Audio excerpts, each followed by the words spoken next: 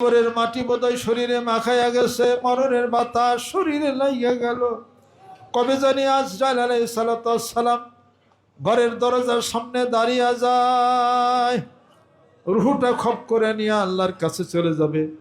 মরা দেহটি জমিনের মধ্যে পড়ে থাকবে, জানাজার নামাজের প্রস্তুতি হয়ে যাবে। সাদা কাফনের কাপড় দিয়ে মাথা থেকে পা পর্যন্ত মোড়াইয়া ওই যে দূরে একটা কবর খোঁড়া দেখা যায়, ওই কবরের মধ্যে নিয়ে নামাবে। ছেলে কানবে মা মা বলে, সন্তানাদি কান্নাকাটি শুরু করবে।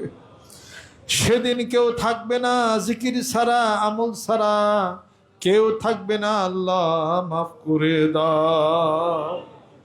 রব্বানা যালামনা আনফুসানা ওয়া ইল্লাম তাগফির লানা ওয়া তারহামনা লানাকুনান্না মিনাল খাসিরিন। এই বিশ্বস্তমে কবুল করে নাও আল্লাহ। যারা প্রেম ভালোবাসার হাতকে যারা বাড়াইয়া দিল, 10 গুণ তুমি বাড়াইয়া দাও। আল্লাহ রিজার্ভ ফান্ডের জন্য ভালোবাসা দিয়ে হাতকে আগে আসছে, আল্লাহ 10 গুণ তুমি বাড়াই দাও। তাদের রিজার্ভ ফান্ড বাড়াইয়া দাও, 10 গুণ বাড়াইয়া দাও, রহমত করে দাও, বরকত করে দাও। আল্লাহ আমার আত্মীয় স্বজনের কাছে যেনারা আছেন, আল্লাহ তুমি কবুল করে নাও। আল্লাহ সন্তান দিয়ে কবুল করে নাও, মেহেরবান তুমি হয়ে যাও। সুস্বাস্থ্য আমাদেরকে তুমি এনায়েত করে দাও, হায়াত বাড়াইয়া দাও। আল্লাহ যারা আমাদের মধ্যে ইন্তেকাল করেছে তাদের কবরগুলোকে তুমি বেশের বাগান মারাই দাও। অসুখ বিসুখ বিমান আযাবের মধ্যে যারা আছে তুমি শেফা আজরা দান করে দাও। বহু দূরে যারা চলে যাবে সহি সালামত মতো বাড়িতে তুমি ফেরার তৌফিক তুমি এনায়েত করে দাও। তাকাব্বাল মিন্না ইন্নাকা আনতাস সামিউল আলিম। বিহাক্কি লা ইলাহা ইল্লাল্লাহু মুহাম্মাদুর রাসূলুল্লাহ।